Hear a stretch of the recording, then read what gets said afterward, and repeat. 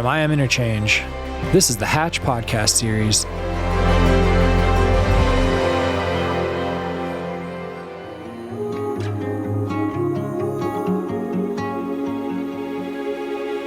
It seems now more than ever that we have found ourselves on the cusp of monumental worldwide change. Whether we consider the environment, politics, infrastructure, health, economics, or inequities across a broad swath of social constructs, the consensus is clear and urgent. All is not as it should be. The United Nations, a consortium of 193 member states from around the globe, agrees. In 2015, the UN unanimously adopted the 17 Sustainable Development Goals, the SDGs. These goals call for urgent action and global partnership to secure peace and prosperity for people and the planet, now and into the future. In alignment with the SDGs, Hatch, a curated network of artists, activists, and entrepreneurs working together to accelerate positive global change, has partnered with I Am Interchange to fuse adventure journalism with experiential design labs to develop innovative solutions to complex global challenges.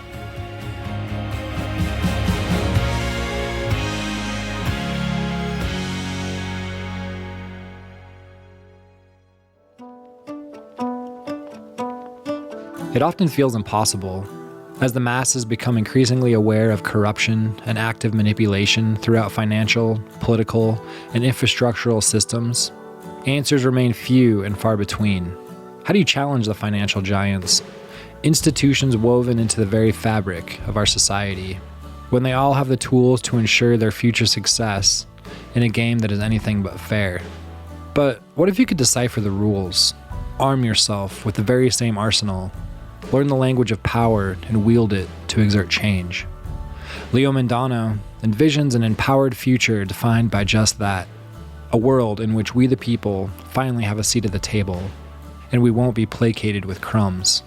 I'm Tate Chamberlin, and in this episode, Lio and I explore these realms of possibility in what might very well be our answer to this brave new world. Listening to our last two episodes before this one would provide valuable context and enhance your understanding of the current episode. We're in Egypt. Join us, won't you? This is the Hatch Podcast. I'm with Lio Mondano. How's it going, Lio? It's doing very good. It's nice to have you here. Thank you. It's very nice to be had. What are you doing in Egypt? I've been here for the Hatch boat trip where we've been talking about culture and impact for the Sustainable Development Goals, along with Threefold, which I listened to last podcast, and yes, about Threefold and all this. It was very good. Yeah. Thanks for listening. I'm really glad to hear that. Yeah, hey, it is an honor to be here. Is there anything that stuck out to you on the boats? What was the trip like for you? The trip was very spiritual. I was really touched by the flow of the river and the rituals of the Blue Lotus. This really inspired me, as well as the work that many are doing with regenerative projects. I found it inspiring. Curious to know how you earned your first dollar. I worked at Subway making sandwiches. And yes, I was in high school. We had terrible health and safety code violations. But we were making good bread, it's true. You were a bread maker? Oh, yes. Every day come home, smell like bread. Did people like that? I like it for sure. Did other people like that? Sometimes. I used to work in a pizza shop, and I would come home smelling like dough and pizza, and it was hit and miss on its popularity. What's your relationship to money? Well, money, I've spent the last 5 years trying to think about the relationship of money in our society. And I think that money is something that frames how we think of the future. Money in the form of debt, money in the form of credit. I know I had to take on a lot of student loans and to go to university in the States. And a lot of my friends also had to take this. And it changes completely how we see the future.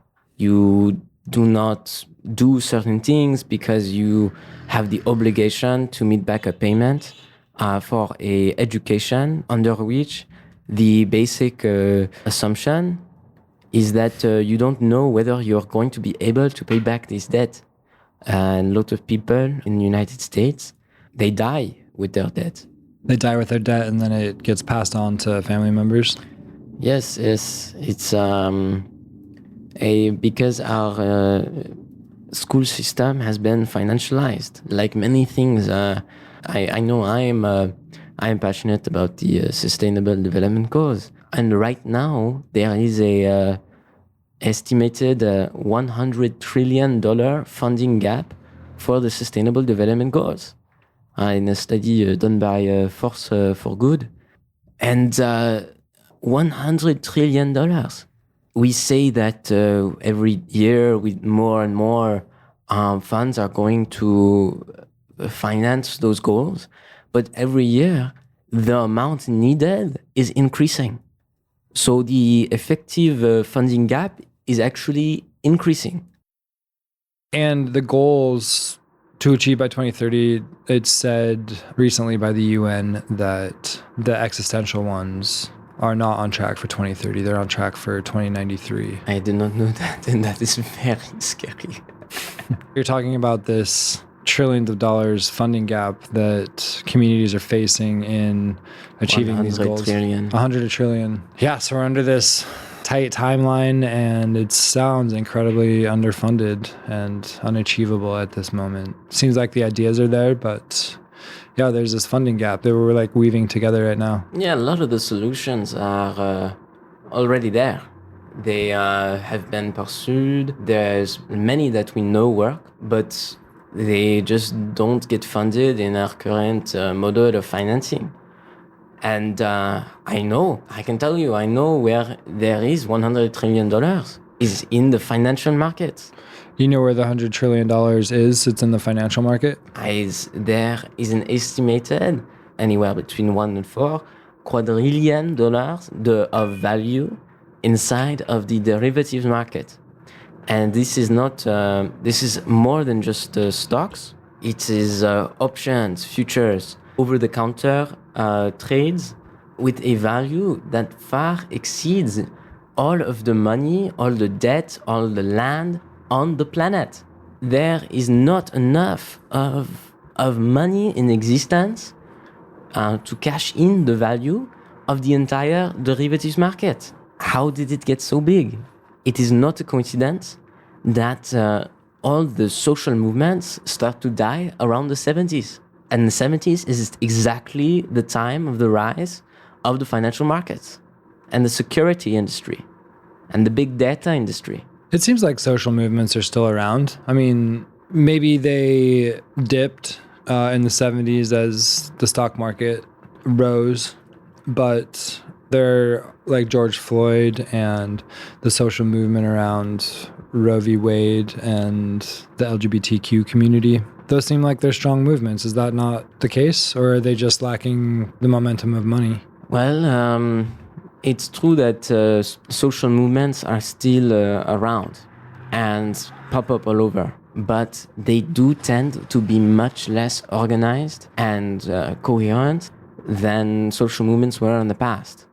Union membership has been, recently we've seen a surge of increase, but since the 70s, unions have been obliterated. 69 was one of the largest movements in France, and it was feeling like there was really something happening. And since then, it has been impossible to obtain anywhere near the same level of mobilization. They're less organized. The point being that the financial markets have been, their rise has entirely to do with this decline in the power of social movements to gain their rights, their victories, right? To be successful in their demands. An option in derivatives markets is, with derivatives, I can speculate on volatility. So not whether Google is going to go up or if it's going to go down, but that it changes. I don't no longer have to speculate whether it'll go up or will it go down, only that it will change, or that people expect that it will change.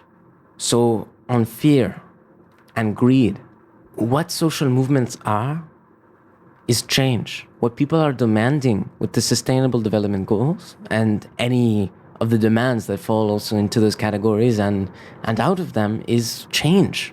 And change is precisely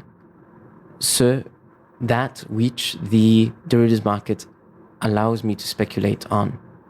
It means that when social movements after the 70s were able to speculate on change, the impact that the movements would do, the change that they would make, would just create more money for the guys who they might even be trying to stop the financialization of our everyday life.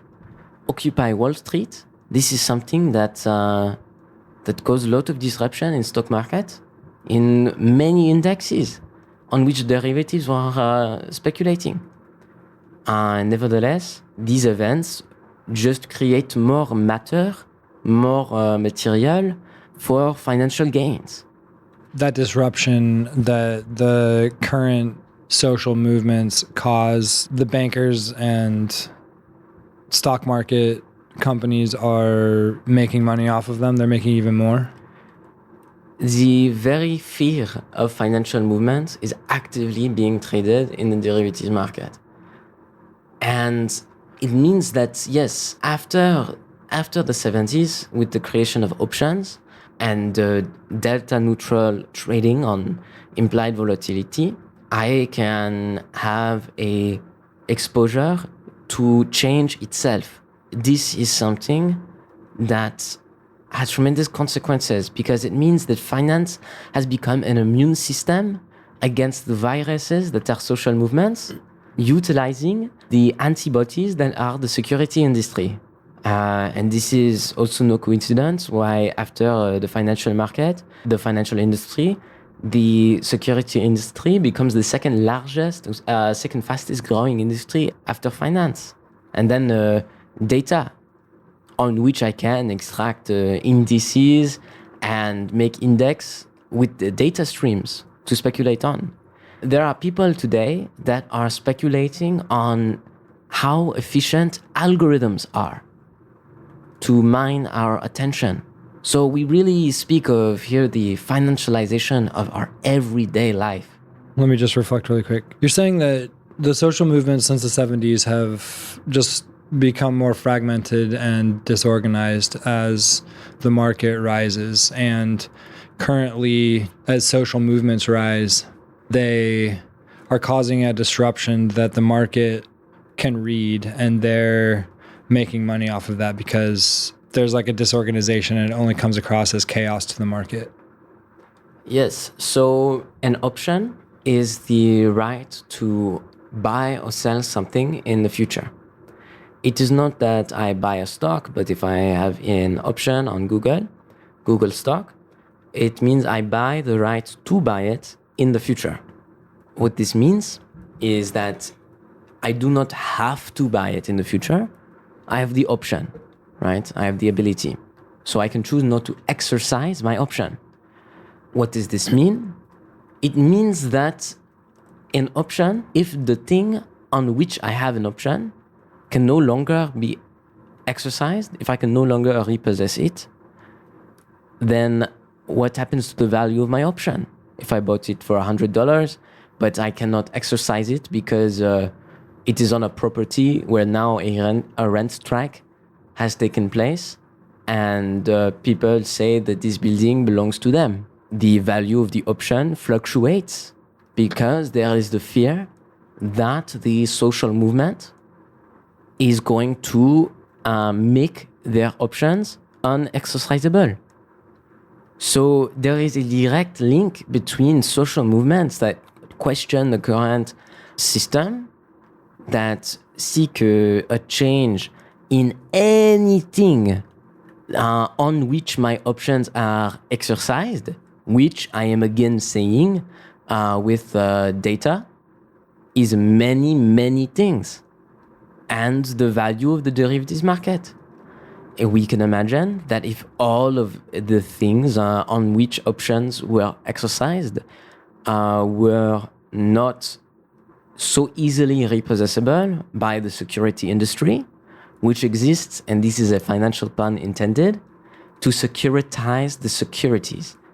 The security industry exists to securitize our securities.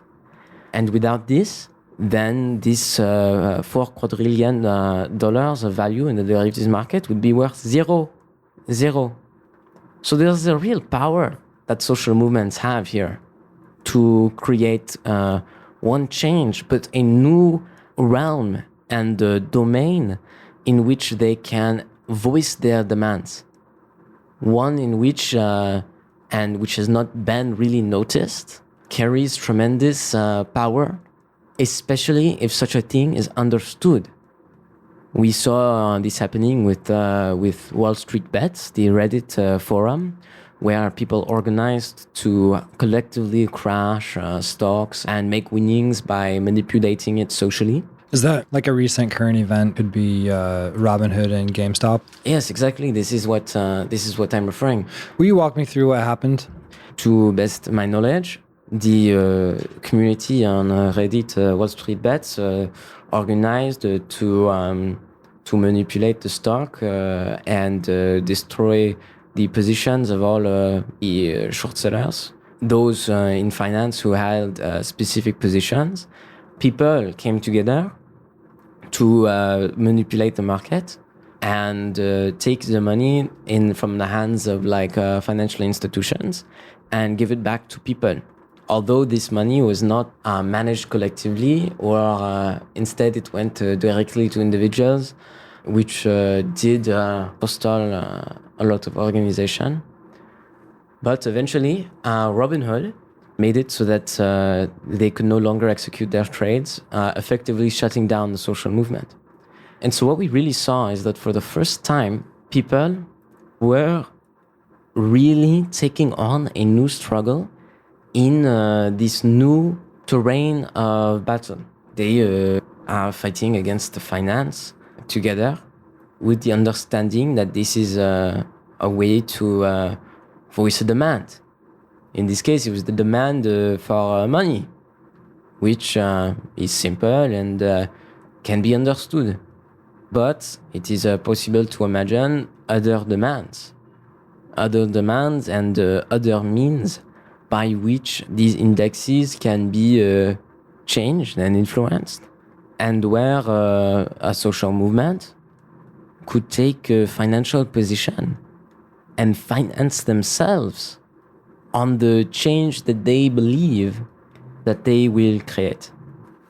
We were talking about GameStop and how Robinhood made it available to regular people through a Reddit thread to basically team up against the shareholders who were betting against.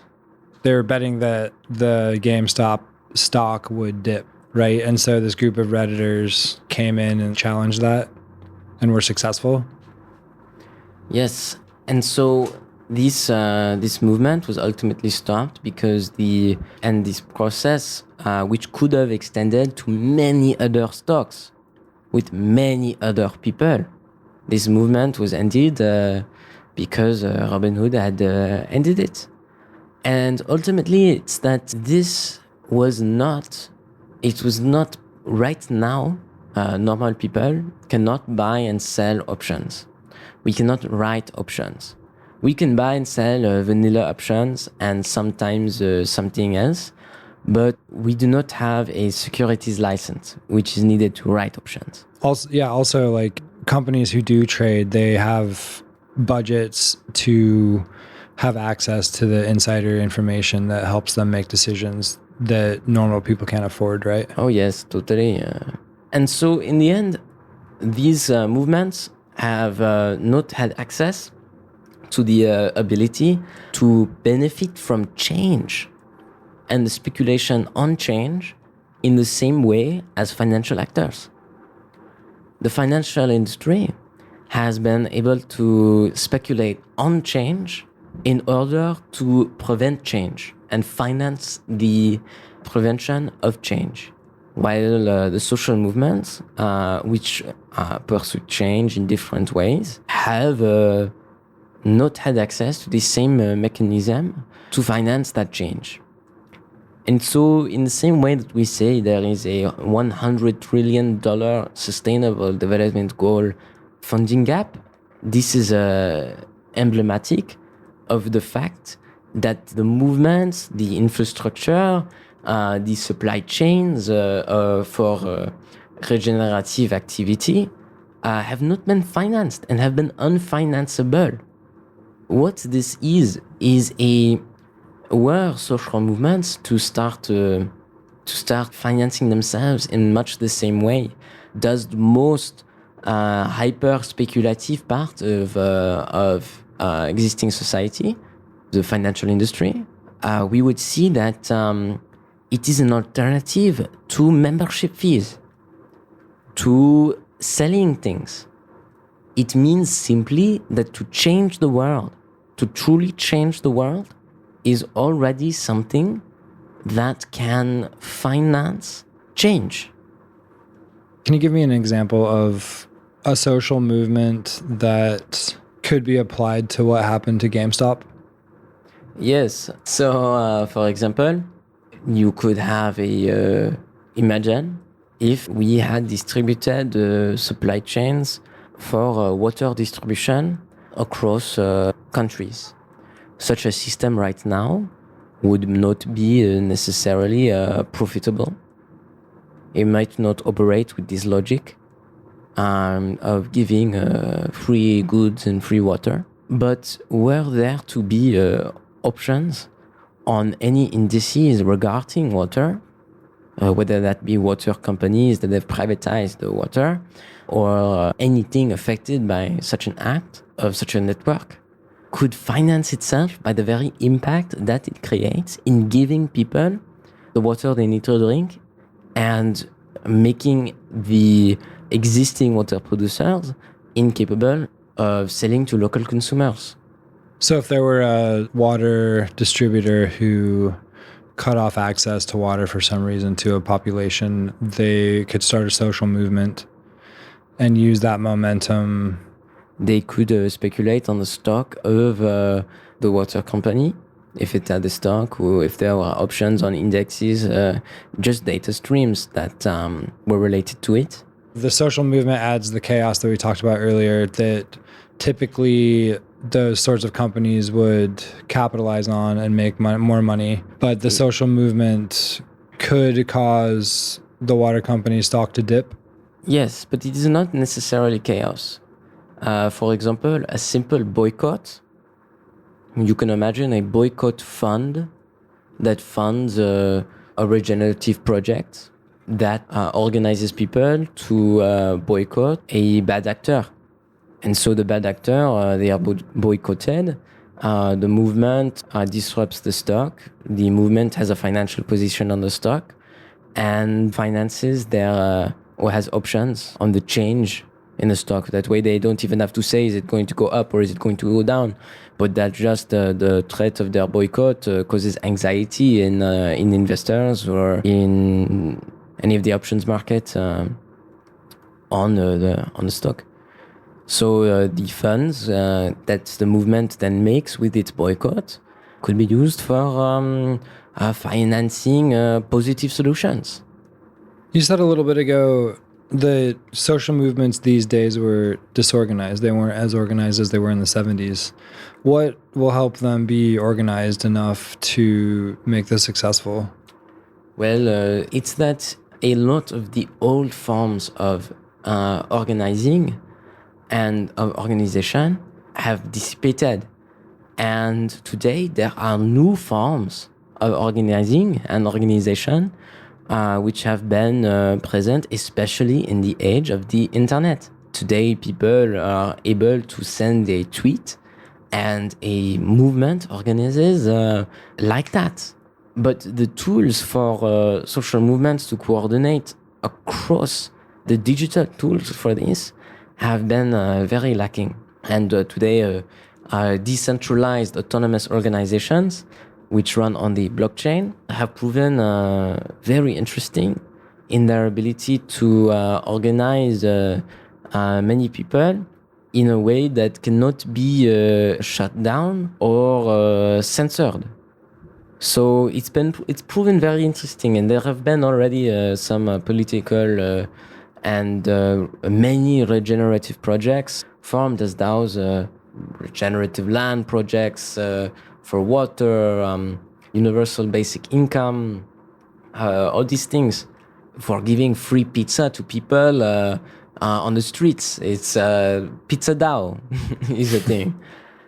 But I'm not the strongest advocate for only this approach. I know many of these tools are coming up, even now some post-DAO technologies for organizing. But we can even imagine something as simple as a DAO, this decentralized autonomous organization, where people sign a petition saying that they will not pay their debt.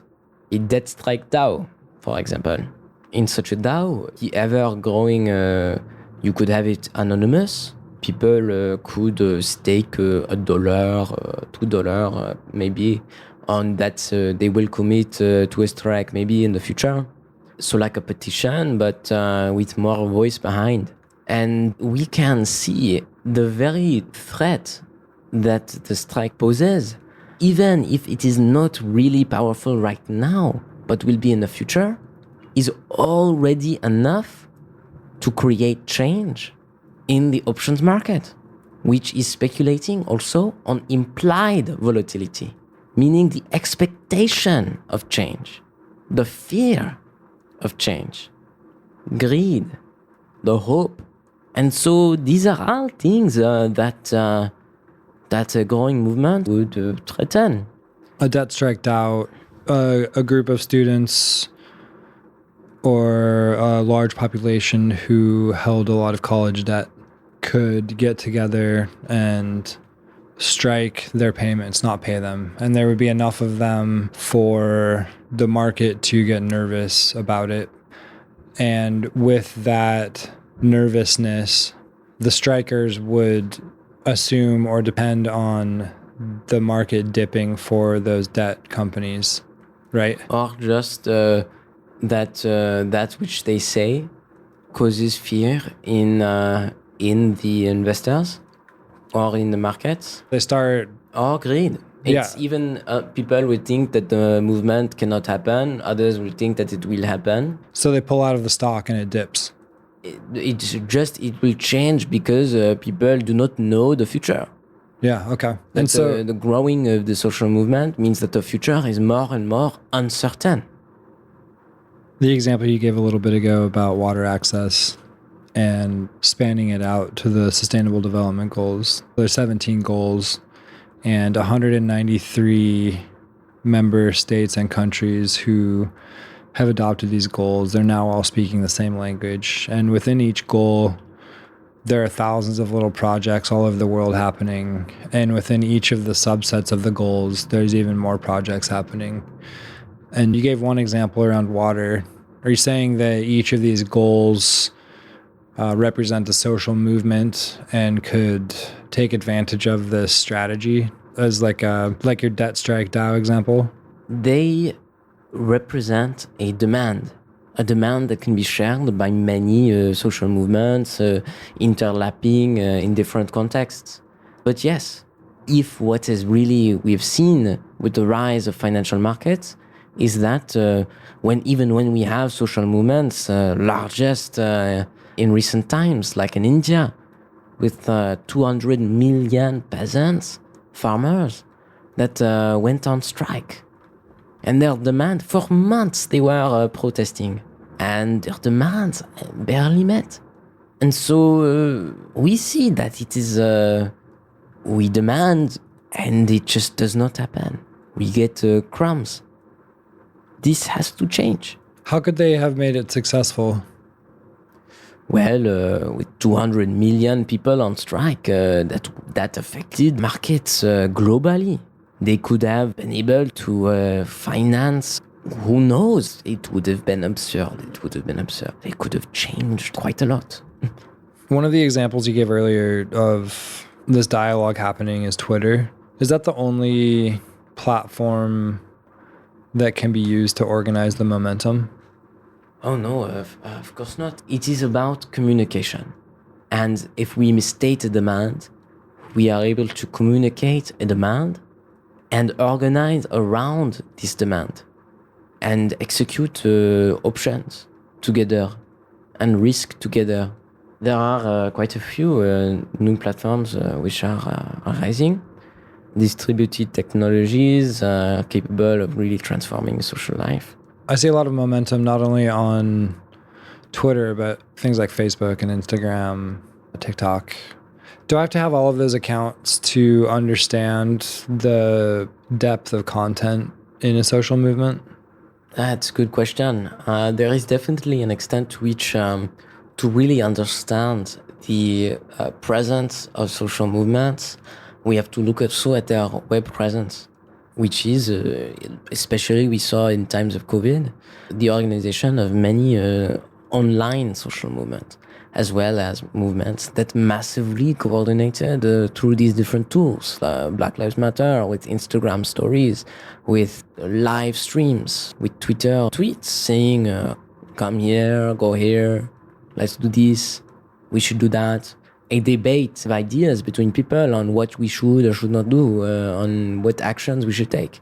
It is true already that data mining has been absolutely essential also to the risk analysis that allows us to and allows financial industry to speculate. There are investors who scrape news channels looking for where is the mention of a social trend, whether it be a movement, etc., what else can it affect. And they make decisions based on this. They do big data mining on social trends and all of this.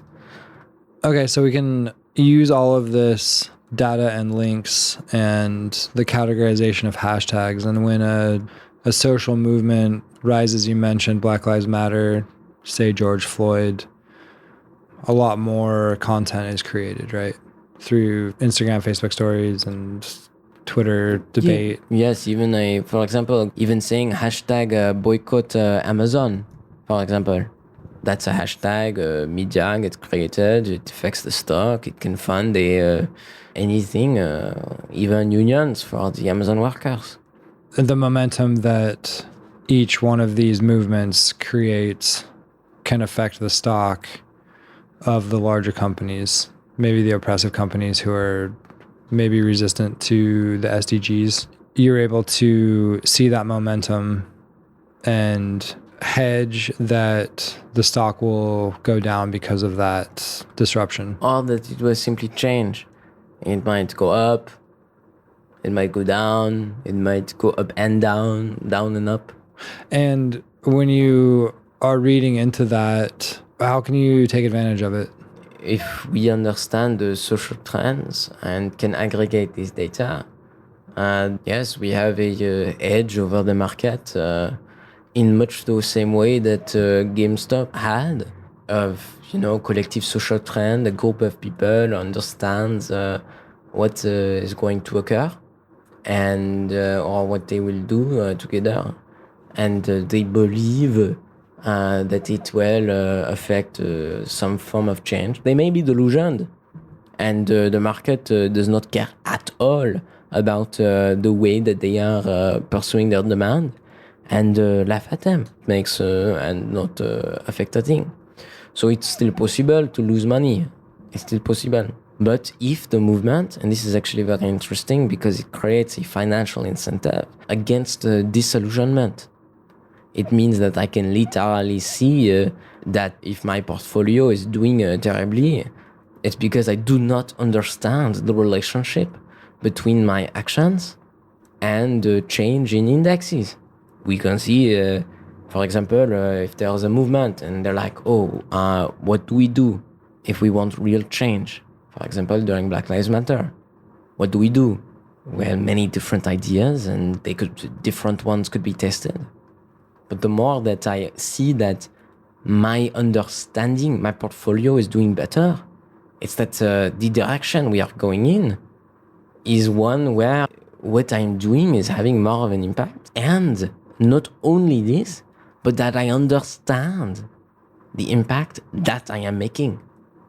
So it becomes a way of also navigating the space of a social change. Earlier, we were talking about how the big hedge funds are able to afford access to information that they trade based on. And so you're saying that being able to read a social movement like we're discussing is a new way to read data that kind of circumvents that? That gives us the same tools and same ability to understand social dynamics at a meta level, outside of the silos that existing social media platforms put us in, not only as platforms that seek to keep us in them and them alone, but also with their algorithms that put us in a bubble surrounded by people who share exactly the same convictions as we do. And we think that we are the vast majority when we could be a very small minority. But it is just what the algorithm is showing me. We are living in this world where those who have access to this meta-level view and us also using it to benefit from the change and predict future change is also still the same people. And we do not have access and have been forced to perceive also the world through these silos, through these bubbles that we are put in. This trillions of dollars, what currency is this going to be in? Yes. You're talking about trillions of dollars, but we're also talking about blockchain. So how do you see the currency playing out? I believe there's a point we did not touch here, and it is that we spoke that Robinhood had shut down the Wall Street bets people when they were doing GameStop activism. Yes, this is possible because the existing options market is centralized. The control over it, its administration is centralized. But now we are existing with new technologies, like for example blockchain, which cannot be controlled by governments, which cannot be censored, where we have decentralized finance. Recently, billions and billions of dollars going into the decentralized financial markets, which are completely outside of the legal space.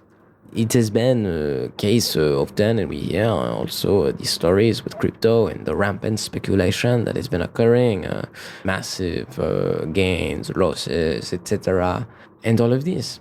And so while this is something that can also be looked down at when people say, it is just money that is virtual and fake, money is only money because we recognize it to be that. And the growing value of these crypto coins, of these tokens, is also a recognition of its value as a currency, as a store of value in some cases, as a means of exchange, as a means of financial speculation. Now institutional investors are going in that direction. But so that is to say that for the first time in the history of the human race, the ability to write and create financial instruments is in the hands of anyone with a laptop. Anyone can create financial instruments today in a completely permissionless way. So we must ask ourselves, what would GameStop have been if it could not have been stopped? We've spent the last week on the Nile River exploring and being with a pretty great group of people. When you talk about this and people needing access to a laptop, I'm curious, we saw lots of families along the shoreline like waving at us and saying hello, hello, all the little kids. farmers, probably pretty poor, can't afford a laptop. I'm curious, how do they participate in something like this in a country that could probably use it? Well, it's not that what we are aiming for is even a society where we are all looking at our phones all the time, looking at whether our number is going up or down, trying to speculate on it as individuals. But in that sense, what we are proposing is different also from this GameStop organizational structure, where funds are streamed directly to individuals who are speculating on their own, etc. This is more that we are proposing a mechanism whereby we can speculate together, risk together, and benefit together. In the words of some friends, risking together to get more of what we want. So, I mean, these funds, they could be managed collectively, they could be transferred and translated into cash, into different forms of currency. They could be used to buy goods or finance supply chains for their local businesses or projects. Any number of these things. In the end, we also want that we can, at the most, benefit from this kind of technology without needing the way of approaching the world that is similar to how looking at a graph all day to see whether it'll go up and down. That is not my idea of a good time. And if I can benefit from these things but not have to do that all the time, that sounds pretty good to me. This is the Hatch Podcast. Lio Mondano, thanks so much. It's been great hanging out with you, and I'm so glad you did this. It's a pleasure. We tend to think of money as being the most liquid asset, but as Lio asserts, liquidity, or lack thereof, isn't an intrinsic quality of any object, assets and investments included. In fact, real change to the existing order would effectively redirect the flow of liquidity into a multitude of very different interoperating objects. The current derivatives market financially hedges corporate and social fear of change, of loss, of security, to control and shape outcomes, profiting from that manipulation. Not surprisingly, the rise of the financial market in the 70s ushered in the fall of powerful, organized, and effective social movements. Not surprisingly, these movements were the very same that could cause financial disruption. The fear of social movement is actively being traded in the derivatives market, says Lio. This has tremendous consequences because it means that finance has become an immune system against the viruses that are social movements, utilizing the antibodies that are the securities industry. To quote Robert Meister's "Justice is an option," capitalism's existential uncertainty about its own future here becomes a further resource from which value can be extracted. This opportunity for value extraction will continue to be available as long as financial markets remain liquid. This financial mutability results social, environmental, and economic impacts that bring one critically important political question to the fore. Who receives the liquidity premium? Will it be the financial institutions that are threatening to blow themselves up unless their confidence is restored? Or will it be justice-deserving subjects and the justice-seeking movement that advance their claims? In this, our answer to today's politics of austerity might in fact be that justice is an option. This episode was produced by Yara Craner, Susan Karstensen, and me, Tate Chamberlin. A shout out to our media and production team, Jessica Byerly, Allison Gregory, Kevin Hilton, Roy Chapman, Eli Kisko, Raymond Onsatagi, Sean Mackinson, Robert Edwards, and Mark Groner. A special thanks to Yaro Craner, Jared Silverman, Pete Strom, Josie Caton, Eitan Shapira, Cassidy Seckman, Bryant Stersala, Rachel Hicks, Katie Yam, and Lou Morris. With so much gratitude to the Hatch supporters, Steelcase, the Kauffman Foundation, the Gwydion Fund, Envision Equality, the Hatch volunteers, board of directors, Hatch guardians, and the community who help make this work and mission possible. To learn more about Hatch, visit hatchexperience.org. Building community could not happen without food. And with that, I'd like to thank Whistle Pig Korean, Red Tractor Pizza, and Zocalo Coffee House. Do you have an issue that's riddled by gridlock in your community? Shoot me an email at tate@iaminterchange.org. That's tate@iaminterchange.org. Remember, share airtime and don't ruin dinner.